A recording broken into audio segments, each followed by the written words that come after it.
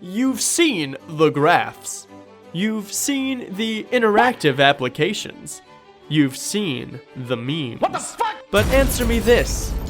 What if we had some people in this world who are infected, some people who wear masks, and then set everyone on fire? What would that death rate look like? Oh, what's that? None of these peer-reviewed graphs can answer that question? I thought not.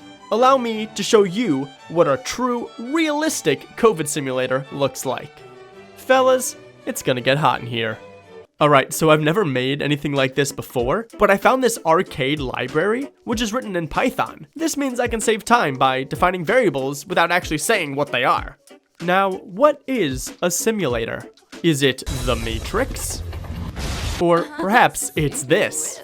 It may even be this. Nope, actually, no, it's not that. It's definitely not that. When you break it down, this simulator is just a bunch of objects moving at random that, if they collide, decide whether or not to spread COVID or fire. But we'll get there. I'm going to be using this simple coin collector as the base. You've got collision detection, you've got a score counter. Oh, it's perfect. Per usual, I wrote all my code without testing it. What do you think will happen? Oh, ladies and gentlemen, she has left the building. So we've got our sprite, she's moving around randomly. This is actually going to be our player character and allow us to interact with the game directly. Now let's add in the COVID. We've got our population. Is it just me, or are they only moving up and to the right? Could it be they're trying to get to the X in the top right corner? Trying to get me to close out of the game to end their suffering? No, I just forgot to add negative numbers in their direction. I'm also gonna add a homing feature so that they'll all gather in one place. That way we can take a look at how COVID spreads when people gather together. Actually, this gives me an idea.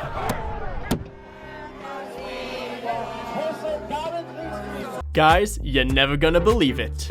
EA Sports. I'm in the game! Shout out to Dragon for drawing me as a sprite holding a baguette. I also kill anyone I come in contact with. But we're getting off topic. 5 hours later. So I'm bad at staying on topic. I added Caleb into the game, and he can beat people up with a 2x4. Again, props to Dragon for designing the sprite. Holy shit, look at him go. He's just beating the fuck out of these sprites. What was I making again? COVID. COVID! Right, COVID. So I removed the player, added a separate infected version of the basic sprite, and made it spread anytime anyone collided with one another. You know, I feel like the sprites aren't moving around randomly enough. Hang on, let me try something. I don't know what I did, but every time they get infected, they fly upwards. Fuck. Fuck. What the fuck? Fuck it, it's fixed. Back to what it was. And look at this! I added a counter that tells us how many infected and healthy people we have. It's kind of hard to see, so I'll make an extra off-screen area for the text. It's fucked. The fuck? What the fuck? Perfect. Looking pretty professional if I do say so myself. I wish there was a way to keep track of the infected count over time, though. Psst, hey! Yeah? What? Use matplotlib. But I don't know how. I've never used that before. That's fine. You'll figure it out.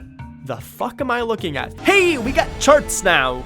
So I got real tired of looking at the same stupid default sprite. So I added in some custom ones I found online. Look at these guys. I also made it so that if the background is red, that means they have COVID. That way it's easier to tell who's sick. What a happy little population we've got going on here. I wonder what happens if I... Holy shit, everyone is on fire! Ah, they're gonna die! And everybody is dead. Now, if you look at this chart here, you can really see when the fire killed most of the population. Anyways, I added masks, which reduce the potential for spreading COVID. I made it check every few seconds if the entity should get better, die, or do nothing. And I brought back the Caleb player character.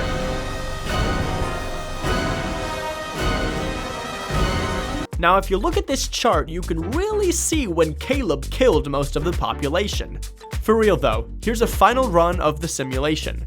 I'm sure I could modify the rate at which COVID kills people, or add some immunity to people who have already had it. I could also change the rate at which COVID spreads to be more realistic.